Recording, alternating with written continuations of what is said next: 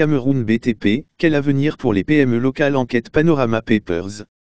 Elles représentent moins d'1% dans les parts des marchés attribués par l'État, chaque année, pour la réalisation des chantiers lancés au Cameroun. Une enquête de Joseph Olinga N. Bien loin du tiers des attributions annoncées par le gouvernement. Absence de feuille de route gouvernementale pour la promotion de l'entrepreneuriat local. Plus de 60% du budget d'investissement public, BIP, sont destinés à la construction des bâtiments publics, routes, autoroutes, ponts, pistes rurales, forages, électrification rurale et autres ouvrages. Une enveloppe qui doit permettre au secteur secondaire de contribuer à au moins 2 points de plus dans les prévisions de croissance économique camerounaise. De même que, prévoit le gouvernement, cette hausse relative doit permettre aux entreprises des bâtiments et travaux publics, BTP, de voir leurs activités augmenter de 2 à environ 4,5%. Si les prévisions gouvernementales laissent apparaître une embellie relative dans le secteur des BTP, cette manne, pour l'essentiel, pourrait une fois de plus bénéficier aux entreprises étrangères.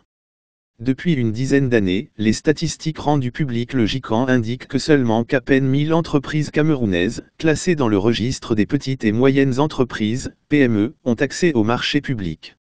Le fichier des entrepreneurs camerounais exerçant dans le secteur des bâtiments et travaux publics ne compte pas moins de 203 000 entreprises formellement répertoriées. Savoir-faire avéré.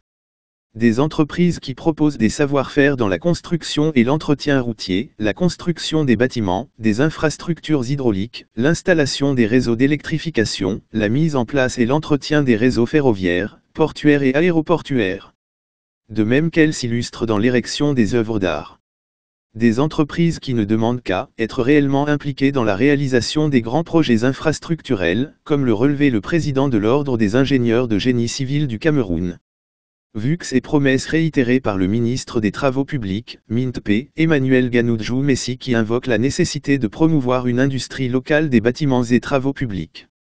Une nécessité, selon le MINTP, qui permettra de réduire le coût des travaux de construction des infrastructures, la maîtrise des prix unitaires, celle de la réalisation de la commande publique à échéance requise, sur la base des études techniques rigoureuses et conformes aux critères de maturation des projets.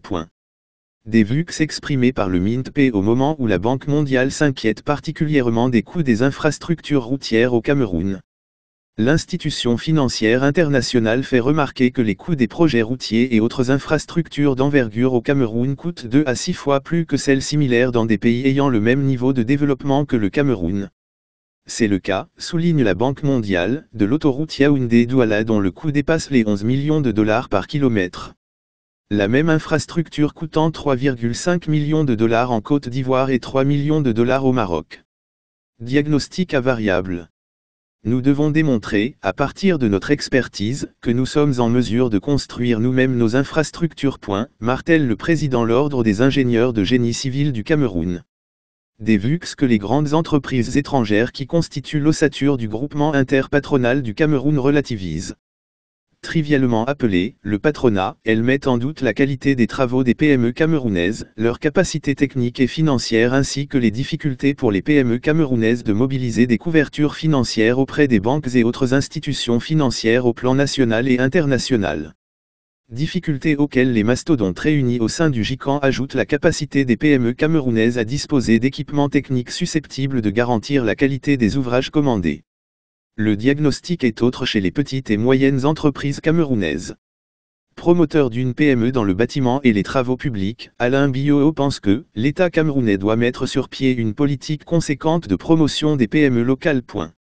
Pour ce faire, la même source évoque la nécessité de revoir les contraintes fiscales défavorables aux entrepreneurs locaux, réduire les incertitudes liées au paiement des entreprises, le recours à l'attribution exclusive de certains travaux aux entreprises locales ainsi que la maîtrise des prix de certains intrants tels que le ciment et le fer.